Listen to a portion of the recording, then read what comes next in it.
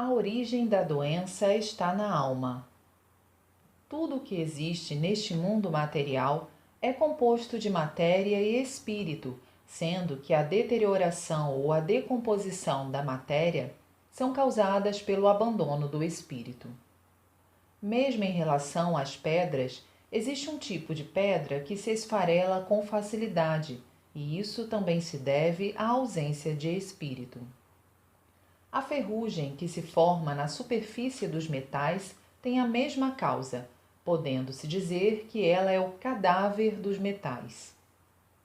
A existência de pouca ferrugem em espadas bastante polidas ou em espelhos antigos explica-se pelo fato de estar impregnado em ambos o espírito do artesão.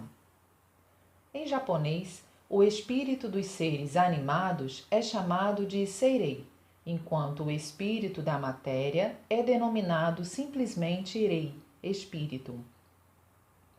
O ser humano, enquanto está vivo, é constituído pela união inseparável do espírito, seirei, com o corpo físico. A partida do espírito para o mundo espiritual constitui aquilo que chamamos morte. Entretanto, no ser humano não existe apenas o espírito, pois se fosse assim, não seria diferente dos seres inanimados.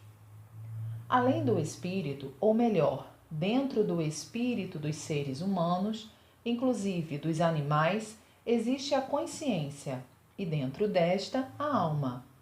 Ou seja, no centro do espírito existe a consciência e no centro da consciência a alma. O tamanho da consciência é 1/100º do espírito e o da alma é 1/100º da consciência.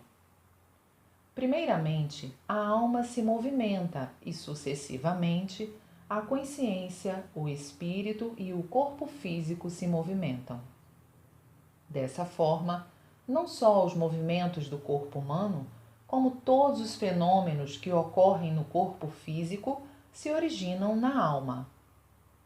Classificando tudo isso em termos de bem e mal, o corpo físico é o mal e a consciência é o bem. Se a consciência for o mal, a alma é o bem. O repetido atrito entre esses vários bem e mal gera a harmonia, manifestando-se como força motriz para viver. Assim, o aparecimento da própria doença ocorre em uma parte da alma, que é a milésima parte do espírito, que por sua vez move o corpo físico. Apesar de pequena, a alma é elástica. Quando o ser humano está acordado e em atividade, ela toma forma humana. Quando ele está dormindo, assume a forma esférica.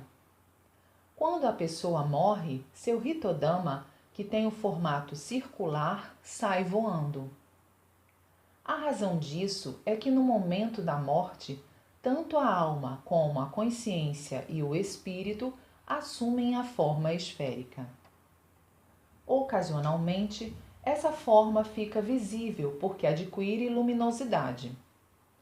O aparecimento da doença em uma parte da alma, a qual tem o formato humano, significa, na verdade, que ali está nublado, ou seja, a luz dessa parte está mais escassa. Isso se reflete na consciência, no espírito e, por fim, no corpo físico na forma de doença. Portanto, se não surgirem nuvens em sua alma, a pessoa jamais ficará doente. Então, qual é a razão para se formarem nuvens na alma? São os pecados e as impurezas. Para explicar sobre pecados e impurezas, eu teria de entrar no campo da religião e, por conseguinte, pararei por aqui. Como eu já disse, se surgem nuvens em uma parte do espírito, por exemplo, na parte correspondente à região pulmonar, o sangue dessa área fica turvo. Se essa turbidez aumentar, o sangue se transforma em pus. O sangue turvo vira hemoptise, ou escarro com sangue. Já a substância purulenta se transforma em catarro. O catarro com forte odor é decorrente de substância purulenta antiga. Não só as doenças pulmonares, como todas as doenças, surgem da maneira acima explicada. Por essa razão, o fundamento da cura está na eliminação das nuvens do espírito. Entretanto, desconhecendo esse preceito, a atual medicina empenha-se na pesquisa e no tratamento baseado apenas nos sintomas que aparecem no corpo físico. Isto acontece porque ela só tem conhecimento do efeito e não da causa do problema. Desse modo, mesmo que se consiga uma pequena e temporária melhora, não se obtém a cura completa da doença. Por meio da luz de Canon, o jorei elimina as nuvens do espírito e, ao mesmo tempo, dissolve a substância purulenta, fazendo com que a doença melhore ou até desapareça.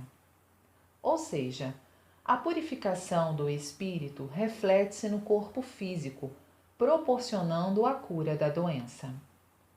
Contudo, apenas isso não é suficiente. É verdade que se atinge mais a essência do que a medicina, mas não dá para afirmar que é absoluto. Isso porque, se a alma não for totalmente purificada, não se pode obter verdadeira tranquilidade. A purificação da alma só será completa se a pessoa assimilar a fé correta e praticá-la. Isso constitui a prática messiânica.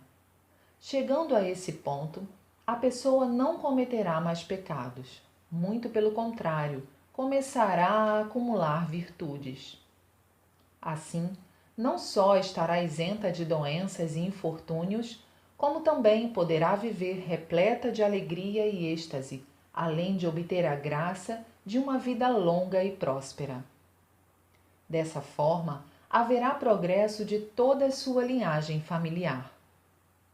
Falarei agora sobre outro aspecto relacionado à alma. Há pessoas que se assustam com qualquer coisa, há outras que estão sempre inseguras e ainda há aquelas que vivem aflitas. Isso ocorre porque a alma está fraca e sua resistência aos impactos externos é pequena. Os portadores de neurastenia, cujo número tem aumentado muito ultimamente, enquadram-se nesse tipo. A causa dessa doença são as nuvens existentes na alma que deixam a pessoa fraca. Muitos neurastênicos possuem toxinas solidificadas no pescoço. Dissolvendo-se essas toxinas, eles ficarão curados. Se essa doença se agravar, ocorre a insônia. Mesmo após obter a cura, o melhor meio de evitar uma recaída é a pessoa ingressar na nossa religião, a fim de que sua alma seja iluminada pela luz divina e não surjam mais nuvens. 1935, Alicerce do Paraíso, volume 3. O princípio da correspondência e a purificação. A purificação assume formas diversas devido às suas diferentes causas. Por exemplo, se as nuvens espirituais são geradas por pecados pecuniários ou materiais, como o roubo, a apropriação indébita, que causam prejuízos a terceiros, ou porque a pessoa leva um nível de vida superior aos próprios meios, essas nuvens são frequentemente dissolvidas por subsequentes prejuízos materiais. Se tomarmos outros exemplos, como os prejuízos decorrentes de incêndios, fraudes, falências comerciais, grandes despesas com doenças e outras dificuldades, veremos que estas também são expiações por faltas cometidas de ordem material ou pecuniária. Há muitos exemplos de filhos pródigos que esbanjam enormes heranças. Sem saber, eles estão expiando as culpas que foram acumuladas por seus antepassados. Nesse caso, é o espírito de um antepassado que muitas vezes escolhe um dos seus descendentes para cumprir a missão de purificar a família de suas nuvens espirituais, de modo que o tronco familiar possa prosperar e não perecer. Seria, portanto, em vão tentar corrigir tal indivíduo para demovê-lo de sua forma de agir. No caso de dois irmãos, um deles perdulário e incorrigível, e o outro bem comportado. O primeiro, do ponto de vista comum, poderia parecer mal e uma desonra para sua família. Todavia, quando considerado do ponto de vista espiritual, ele não o é. Este irmão está cumprindo a missão de purificar as nuvens do tronco familiar. Assim, nem sempre é possível determinar qual o lado bom ou mal das coisas, apenas do ponto de vista humano. Do mesmo modo, na doença há motivos para diferentes indisposições, dependendo das nuvens espirituais formadas. Os atos errôneos, ocultos aos olhos das outras pessoas, muitas vezes são purificados por meio de algum tipo de distúrbio de visão. As palavras duras, cínicas ou ofensivas, penosas de serem ouvidas, podem encontrar purificação através de distúrbios auditivos ou de linguagem. Os atos que criam dores de cabeça aos outros podem provocar dores de cabeça naquele que as causou. Assim, a purificação das nuvens espirituais é inevitável, ocorrendo mais cedo ou mais tarde, de acordo com o princípio da correspondência. Se alguém pode escapar do castigo das leis humanas, que são relativas, nunca escapará da lei divina, que é absoluta. Pessoas sinceras, que recebem e ministram jorei, podem sofrer severas purificações. Curiosamente, quanto mais dedicadas se mostram, mais rigorosas parecem ser, às vezes, suas purificações. A menos que sua fé seja forte, poderão vacilar. Este, entretanto, é um momento muito importante. Embora as bênçãos de Deus possam recompensá-los por sua devoção, primeiramente suas nuvens espirituais precisam ser dissipadas até certo nível, assim como um prato sujo deve ser limpo antes de ser usado. Se suportarem pacientemente o sofrimento, sentir-se-ão recompensadas muito além da expectativa. Durante cerca de 20 anos, vi-me atormentado por enorme dívida. Muitas vezes, como ser humano, cheguei a desanimar, mas, em 1941, consegui saldá-la. Logo no ano seguinte, para minha grande surpresa, começou a entrar uma inesperada e grande soma de dinheiro. Uma pessoa constatou que, depois de ter sofrido prejuízos em decorrência de um incêndio, tornou-se mais próspera. Seus negócios tomaram um melhor impulso após essa purificação. A cidade de Atami também se tornou muito mais próspera depois do grande incêndio de 1950. O que é bom é considerado bom naturalmente.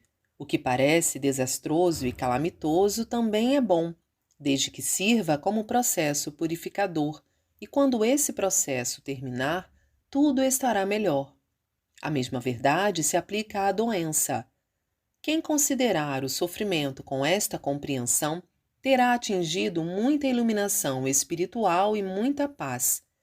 Isso, contudo, só pode ser aplicado a quem tiver muita fé em Deus.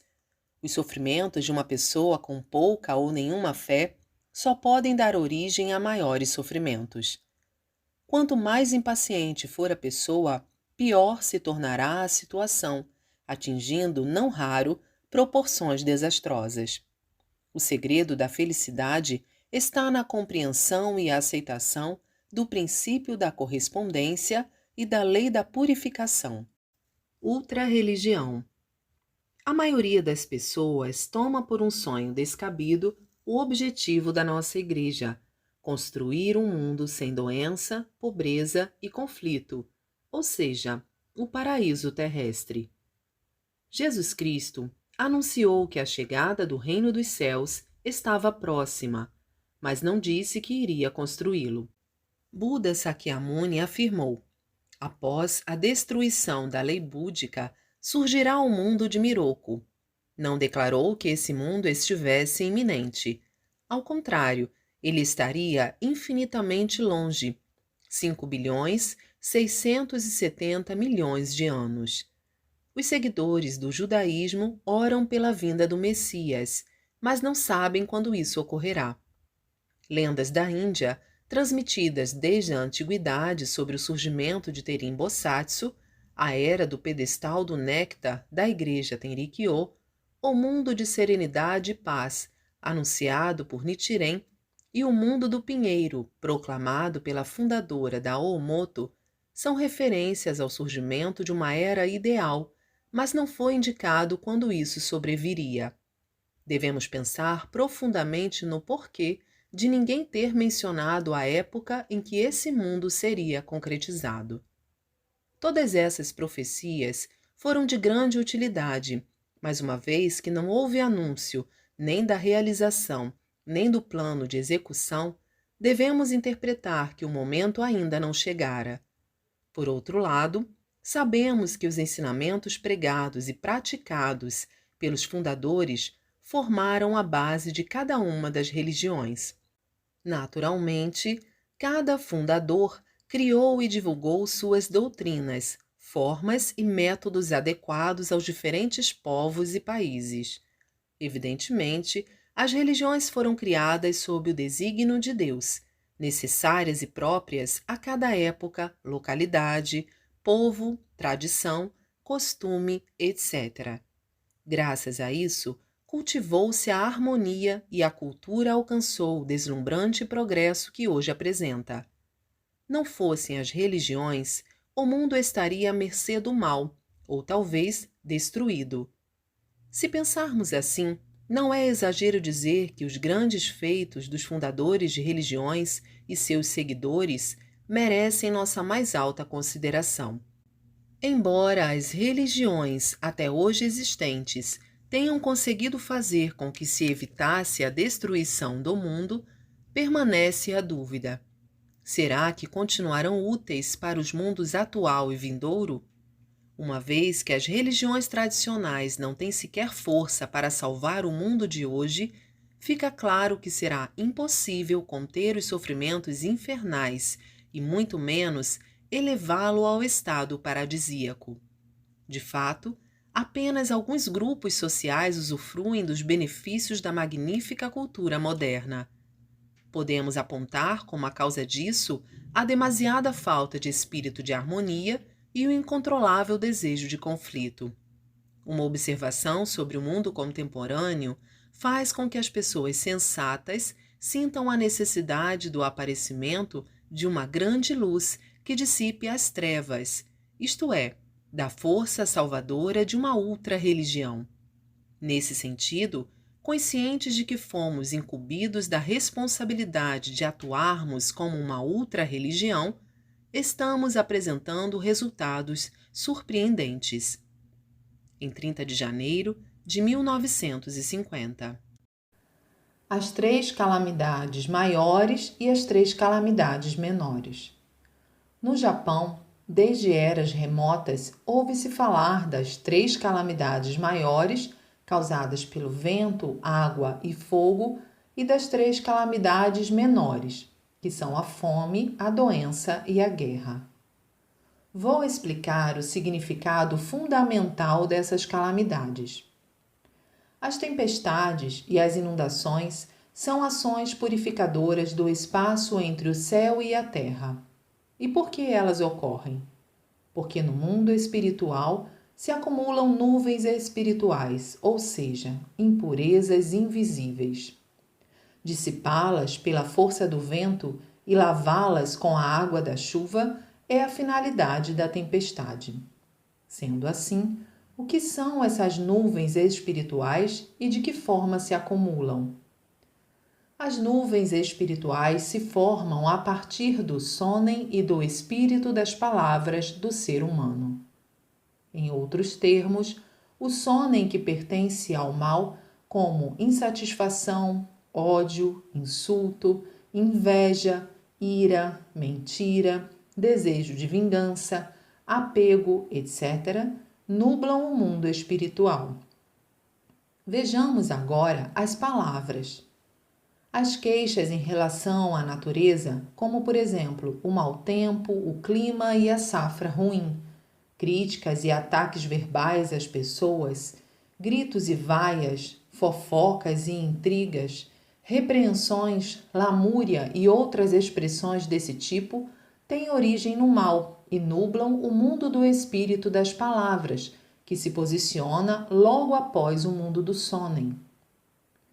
Quando a quantidade acumulada desses diversos tipos de nuvens espirituais ultrapassa certo limite, surge um tipo de toxina que causa distúrbio à vida humana. Por esse motivo, ocorre a purificação natural.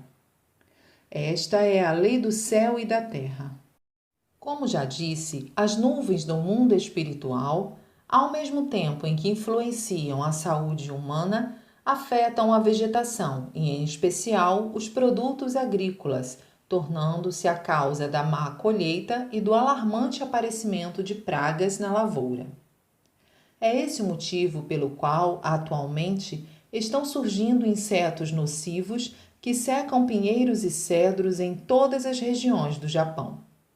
Portanto, sem que haja uma significativa elevação espiritual do ser humano, será difícil evitar essas ocorrências. Em outras palavras, os erros cometidos pelos próprios japoneses é que estão provocando a morte dos pinheiros e dos cedros do país, de modo que eles precisam tomar cuidado com seu sonem e o espírito das palavras. Todos sabem que, da mesma forma das catástrofes provocadas por elementos da natureza, as calamidades causadas por influência do ser humano também são terríveis. Principalmente a guerra, que é a que traz maiores danos aos homens. Vou apresentar uma tese inusitada sobre as causas da guerra. Por ela ser surpreendente, gostaria que os leitores a lessem com toda a atenção. A guerra é, evidentemente, uma luta coletiva e, até hoje, a humanidade tem demonstrado mais propensão ao conflito do que à paz. Observando atentamente, veremos que os conflitos ocorrem em âmbito nacional e internacional, em todos os campos da atividade humana. Nas repartições públicas, nas firmas, nas associações, enfim, em qualquer agrupamento de indivíduos, sempre há lutas ininterruptas nos bastidores e as pessoas vivem se criticando e se discriminando. Observamos ainda disputas de concorrentes comerciais, conflitos entre casais, irmãos, pais e filhos, amigos, etc. Realmente, o ser humano gosta muito de desavenças. Notamos com frequência que ocorrem atritos até mesmo no interior de trens e ônibus, na rua, entre os transeuntes, etc. Observa-se assim o quanto o conflito está presente na vida humana. Vou explicar o motivo da natureza belicosa do ser humano. As pessoas possuem toxinas de diferentes tipos, sejam elas congênitas ou adquiridas. É comum dizer que essas toxinas se concentram nos locais em que os nervos são mais ativos. De acordo com minha tese, esses locais estão acima do pescoço. Enquanto se está acordado, mesmo que os braços e as pernas não estejam sendo utilizados, o cérebro, os olhos, o nariz, a boca e os ouvidos estão em constante atividade. É natural, portanto, que as toxinas se reúnam nas proximidades desses órgãos. Esta é também a causa do enrijecimento da região do pescoço e dos ombros, de que muitos se queixam.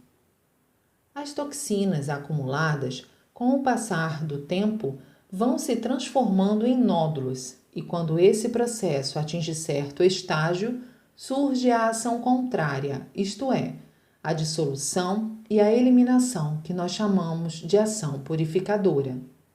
Nessa ocasião, a febre surge infalivelmente para dissolver o nódulo e torná-lo líquido e, assim, facilitar a eliminação das toxinas.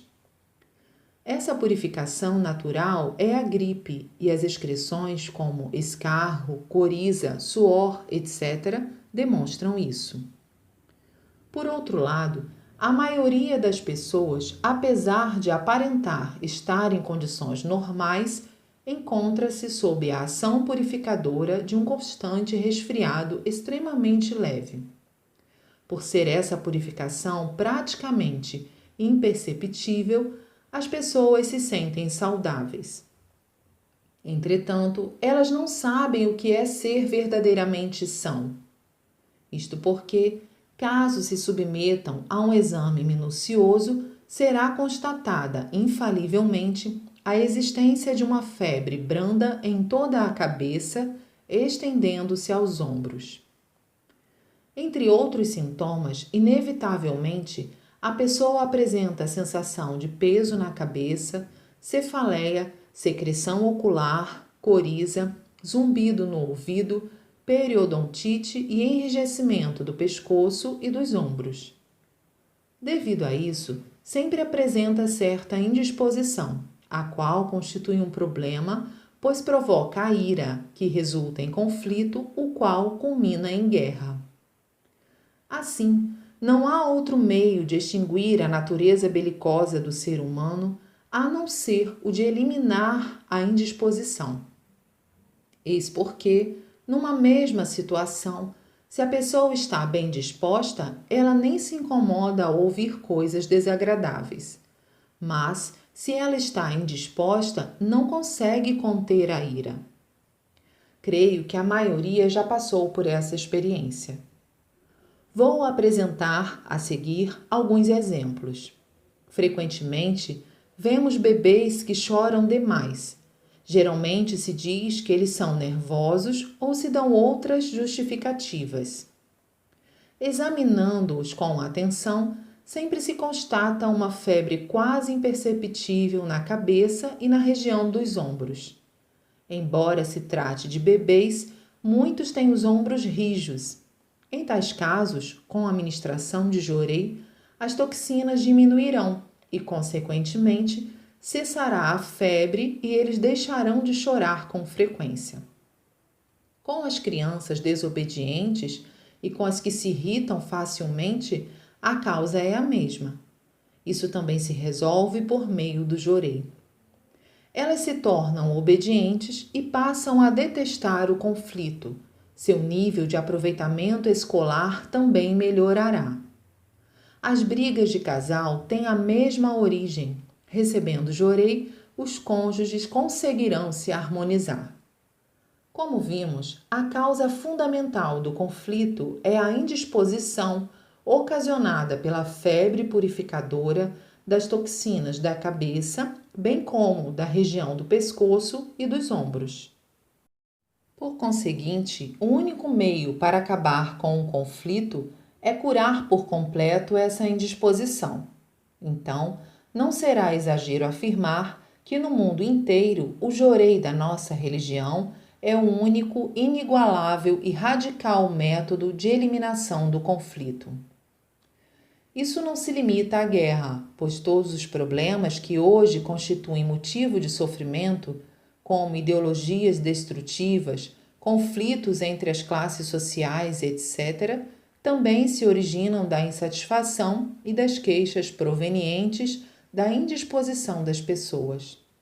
Muitos, para fugirem dela inconscientemente, provocam estímulos fortes e isso resulta em consumo excessivo de bebida alcoólica, em luxúria, em preguiça, em brigas e outros, que fatalmente acabam ocasionando crimes.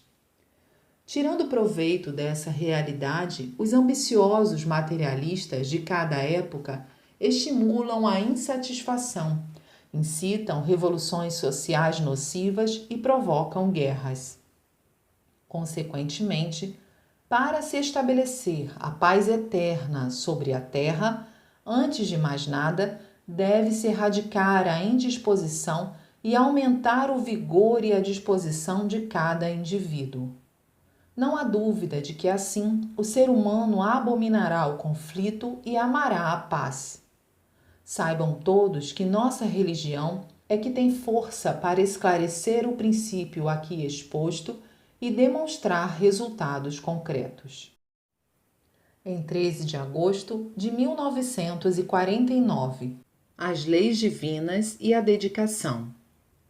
As imutáveis leis divinas governam todos os processos, incluindo os pensamentos e ações de cada um de nós. Quando nossos pensamentos e ações são criativos, benéficos, em harmonia com as leis de nosso ser e do cosmos, eles promovem o plano da evolução. Então, ficamos felizes e prosperamos. Todavia, quando agimos em desacordo com as leis, nós nos tornamos de pouco valor para nós mesmos e para Deus, uma vez que suas leis são absolutas. Quando nossa atitude mental não está de acordo com elas, nós sofremos e pouco pode ser feito por nós. Antes de eu possuir suficiente compreensão espiritual, quando eu estava muito doente, eu costumava pensar: seria um infortúnio se eu estivesse para morrer. Eu não poderia servir à causa de Deus. Acredito que Ele me salvará.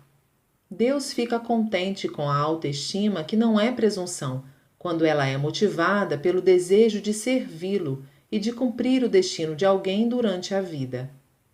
Eu acredito que o que mais agrada a Deus é servir ao fluxo da vida da humanidade. Devemos ajudar tantas pessoas quanto possível a fim de conscientizá-las do plano divino e da luz que está sendo liberada para a era do dia. Devemos orar pelo bem de todos. Orar apenas para o nosso bem-estar indica egoísmo. Quando nos tornamos instrumentos eficazes no avanço do plano cósmico, nós não precisamos nos preocupar com nossa salvação.